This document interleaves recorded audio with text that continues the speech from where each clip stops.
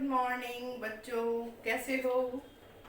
आज अपन नया कॉन्सेप्ट लेके आ रहे हैं। देखो, पहले अपन ने पढ़ा लेविस लैंगमर थ्योरी, फिर पढ़ा वैलेंस बॉन्ड थ्योरी पढ़ा है। ठीक है, अब आज एक नया कॉन्सेप्ट है मॉलिक्यूलर ऑर्बिटल, और फिर उसके बीच में हमने पढ़ा है ऑर्बिटल ओवरलैपिंग कॉन्सेप्ट। अब हम पढ़ेंगे मॉलिक्यूलर ऑर्बिटल थ्योरी। ठीक है, तो मॉलिक्यूलर ऑर्बिटल थ्योरी समझाने से पहले मैं दो बातें समझाना चाहती हूँ। एक तो एटॉमिक ऑर्बिटल क्या होते हैं, एटॉमिक ऑर्बिटल, और एक होते हैं मॉलिक्यूलर ऑर्बिटल। दोनों में क्या डिफरेंस है सुनना।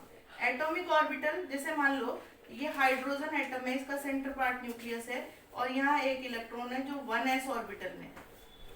अभी ये शेयरिंग में पार्टिसिपेट नहीं कर रहा, तो इसे बोलेंगे हम एटॉमिक ऑर्बिटल। ठीक है, और अगर हम डेफिनेशन देखें तो ऑर्बिटल वो स्पेस है, जैसे एस ऑर्बिटल सिमेट्रिकल होता है, स्फेरिकल शेप, तो ऑर्बिटल वो जगह है जिसमें मैक्सिमम प्रोबेबिलिटी है इलेक्ट्रॉन्स के मिलने की, that is called atomic orbital. यानी ये हम नहीं कह सकते कि इसकी शेप राउंड है, यहाँ राउंड शेप में इलेक्ट्रॉन मिलने की संभावना ज्यादा होने के कारण हम इसको मान लेते हैं कि इसकी शेप स्फेरिकल है। ऐसा नहीं कोई बाउंड्री बनी हुई है, जैसे घर की बाउंड्री बनी होती है वैसे कोई बाउंड्री बनी हुई है और उसकी शेप स्फेरिकल है ना। वो शेप स्फेरिकल इसीलिए कि स्फेरिकल फॉर्म में इलेक्ट्रॉन्स के पाने की प्रोबेबिलिटी बहुत ज्यादा है और इसीलिए हम इसको बोल देते हैं स्फेरिकल शेप। तो atomic orbital is the space in which maximum probability to find electrons. ठीक है, अब दूसरा था मॉलिक्यूलर ऑर्बिटल। तो मॉलिक्यूलर ऑर्बिटल कैसे, जैसे H2 एटम है, वो मॉलिक्यूल है, तो मॉलिक्यूल कैसे बनेगा, जब इसका एक 1s में ये प्रेजेंट इलेक्ट्रॉन, ये न्यूक्लियस और ये इलेक्ट्रॉन सेंटर पार्ट, ठीक है, ये और ये जब एक दूसरे के पास आएंगे, ठीक है, और एक दूसरे के पास आके और ओवरलैपिंग कर लेंगे, ये एस ऑर्बिटल एक दूसरे के पास आएंगे, ओवरलैपिंग कर लेंगे और उससे जो ऑर्बिटल बनता है दोनों के मिक्सिंग से, दैट इज कॉल्ड यहाँ ये बड़ा होगा, दो 1s होंगे इसके अंदर, इसे बोलेंगे molecular orbital. Molecular orbital is the space after the overlapping of orbitals in which probability of finding electrons maximum. ठीक है, अब नेक्स्ट टॉपिक आता है, एक हम लीनियर कॉम्बिनेशन वाला सिस्टम पढ़ते हैं। देखो, बहुत नया कॉन्सेप्ट है, इसको बहुत इजीली समझा रही हूँ, इसको ध्यान से समझना। ठीक है, linear combination of atomic orbitals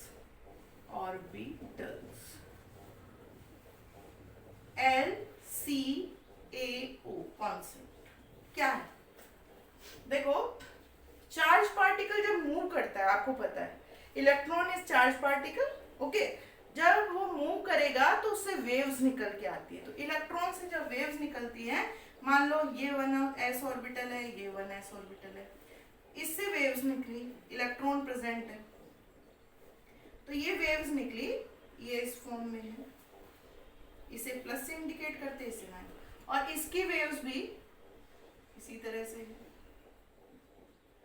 अब ये दोनों ऑर्बिटल इस समय मिलने लगे हैं, ठीक है, जब सेम फेज में है, तो इनके एम्पलीट्यूड का एडिशन हो जाता है, क्योंकि ये सेम फेज में जब एक दूसरे से मिलते हैं तो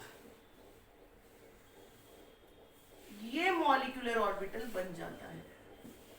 तो ये है आपके wave function of atomic orbital. इसे हम A से, इसे हम B से इंडिकेट कर दें, wave function of atomic orbital B, then after addition it is addition of wave function of atomic orbital A and B. जब ये दोनों वेव सेम फेज में मिलती है तो इनका एम्पलीट्यूड ज्यादा हो जाता है और उस समय जो ऑर्बिटल बनता है दैट इज मॉलिक्यूलर ऑर्बिटल, इसे बोलते हैं मॉलिक्यूलर ऑर्बिटल। ये लीनियर कॉम्बिनेशन के अकॉर्डिंग, ठीक है। अब देखो, लेकिन अगर ऐसा हो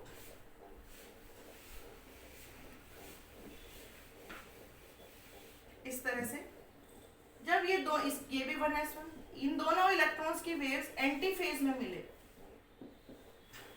ठीक है, तो ये एक दूसरे से सब्ट्रैक्ट हो जाती है एक तरह से, और ये साई है और ये साई बी, तो ये दोनों के वेव फंक्शन एक दूसरे से सब्ट्रैक्ट हो जाते हैं और जो ऑर्बिटल बनेगा उनका एम्पलीट्यूड शायद यही रहेगा।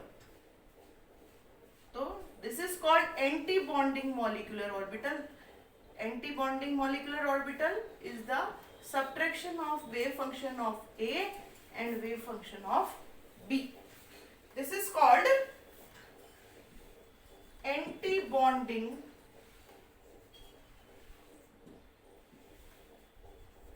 molecular orbital.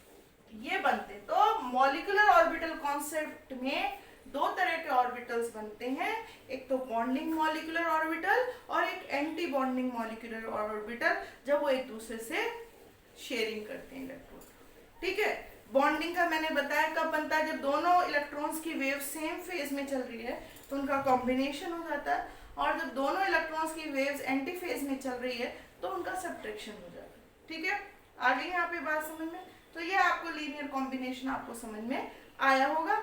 अब देखो, और आगे की बात अगर हम कहें तो आगे की बात ये है, इसमें देखना, एक एस ऑर्बिटल को लेके मैं आपको समझा रही हूँ बॉन्डिंग मॉलिक्यूलर ऑर्बिटल कैसे बनेगा और एंटी बॉन्डिंग कैसे बनेगा। मान लो ये एस ऑर्बिटल है, ये एस ऑर्बिटल है और ये इसका सेंटर है, ठीक है, और दोनों में जो इलेक्ट्रॉन है उसकी वेव सेम फेज में चल रही है, plus and minus, plus and minus. तो दोनों का जब कॉम्बिनेशन होता है, एस ऑर्बिटल का ओवरलैपिंग होता है, सेम फेज में है ये, दोनों का जब कॉम्बिनेशन होता है तो लास्ट जो मॉलिक्यूलर ऑर्बिटल मिलेगा वो इस तरह से मिलेगा,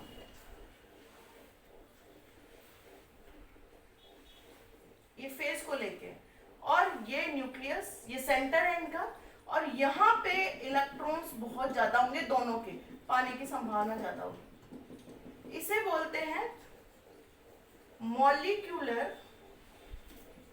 ऑर्बिटल। और ये ज्यादा स्टेबल है। क्यों ज्यादा स्टेबल है, इसका कारण सुनना, जब दोनों ये मिलते हैं सेम फेज में तो बीच में इलेक्ट्रॉन की डेंसिटी ज्यादा हो जाती है, और ये दोनों के जो सेंटर हैं वो एक दूसरे से दूर रहते हैं, इसलिए इनमें रिपल्शन कम होता है, इसलिए ये ज्यादा स्टेबल है मॉलिक्यूलर, क्योंकि बीच में इलेक्ट्रॉन रहते हैं। लेकिन अगर मैं इसमें देखूं, एक एस ऑर्बिटल का न्यूक्लियस, दूसरे एस ऑर्बिटल का न्यूक्लियस, और दोनों की वेव्स एंटी फेज में है, ठीक है, तो हम एडिशन करते हुए भी इनका सब्ट्रैक्शन हो रहा है, और सब्ट्रैक्शन होने से ये इस तरह का कॉम्बिनेशन होगा, देखना, ये न्यूक्लियस प्लस एंटी फेज होने से इन वेव्स का एम्पलीट्यूड कम हो जाता है, और आगे जो ये बॉन्ड ऑर्बिटल बनता है वो इस तरह का बनता है, यानी दोनों के न्यूक्लियस बीच में रहते हैं और इलेक्ट्रॉन डेंसिटी इधर रहती है, इसकी इधर, इसकी इधर। इन दोनों न्यूक्लियस में रिपल्शन होने के कारण ये लेस स्टेबल होता है, तो हम अगर हम इसे बोलेंगे एंटी बॉन्डिंग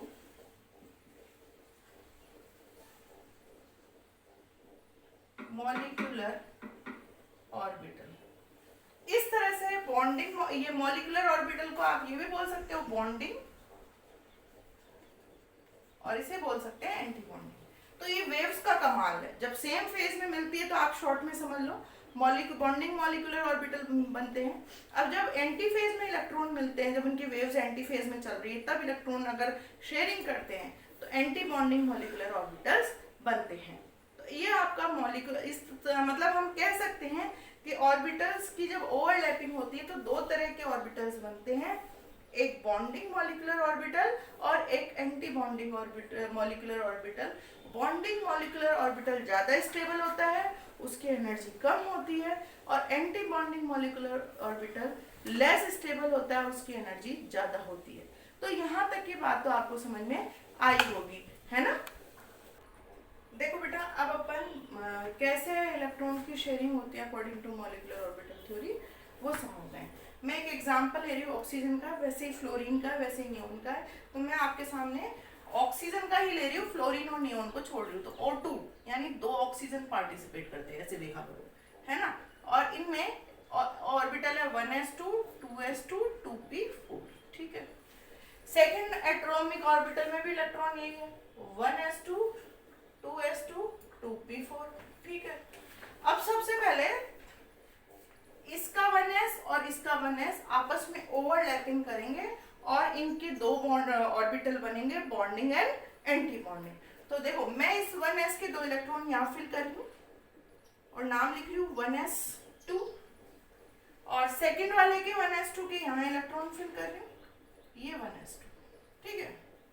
अब दोनों के s ऑर्बिटल आपको पता है सिग्मा बॉन्ड बनाता है और 2 बॉन्ड बनेंगे, बॉन्डिंग एंड एंटी बॉन्डिंग। तो 2 and 2 4, ठीक। तो यहाँ सिग्मा 1s2 और ये सिग्मा स्टार 1s2। तो पहले हुड्स रूल के अकॉर्डिंग आपके पहले सिंगल इलेक्ट्रॉन भरेगा, फिर उसमें पेयरिंग होगी। तो टोटल काउंट कर लो, 2 and 2 4, 4 में 1, फिर 2, 3 and 4।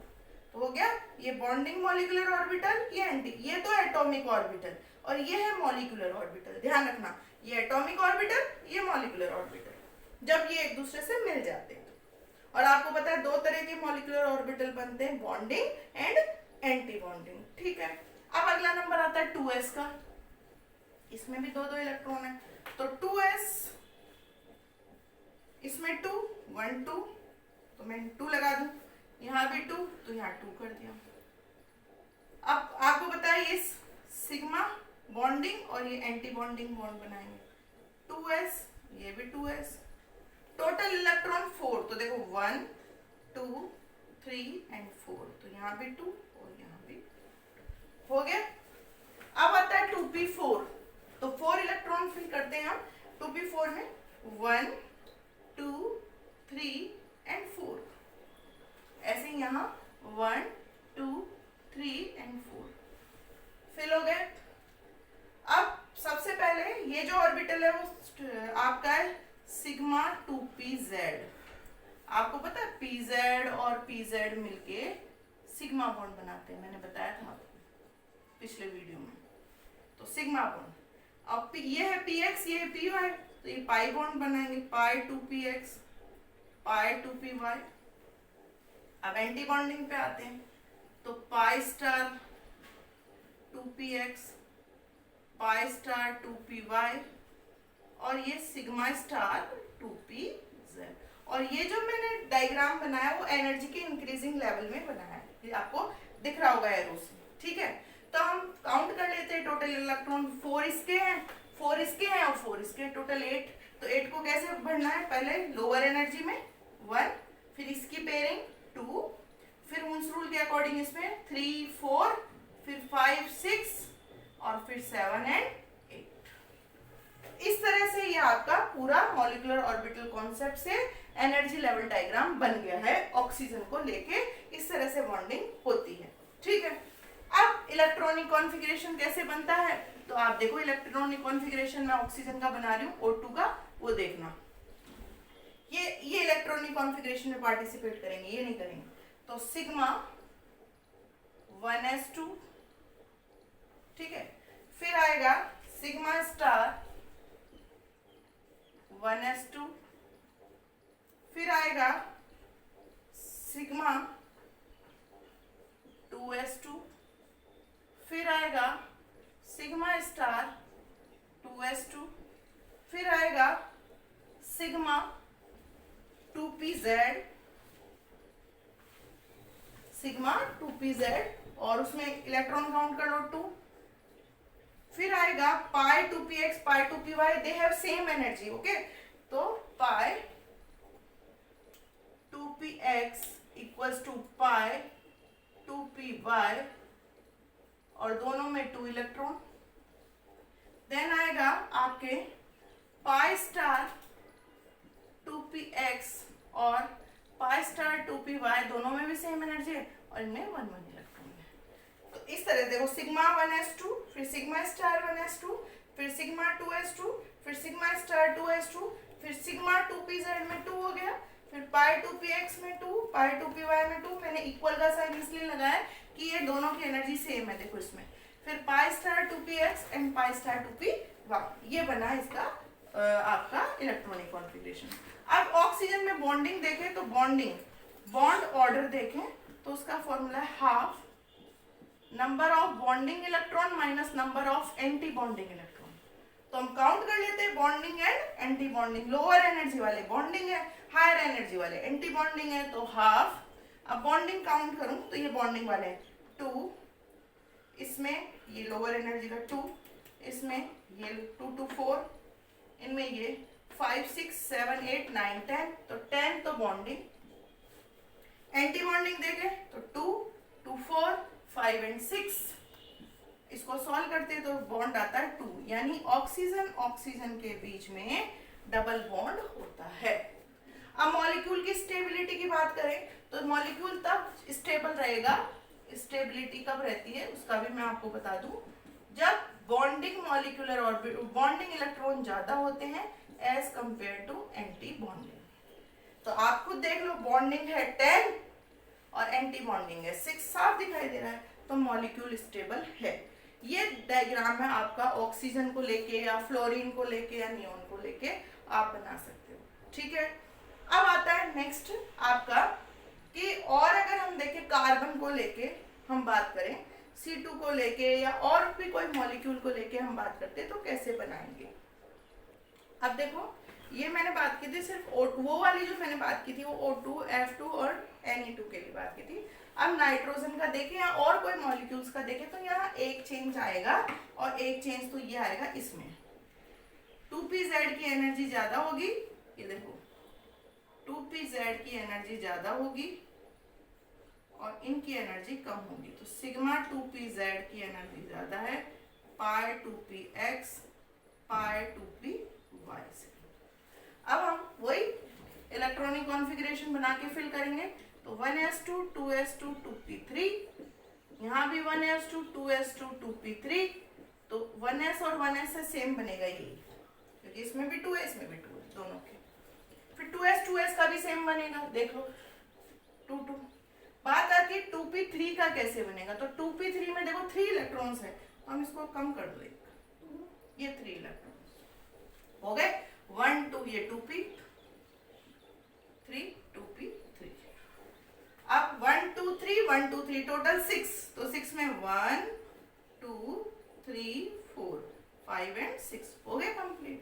यहाँ पे इलेक्ट्रॉन्स नहीं होंगे क्योंकि इलेक्ट्रॉन ही 6 है, तो ये फिल हो चुके हैं।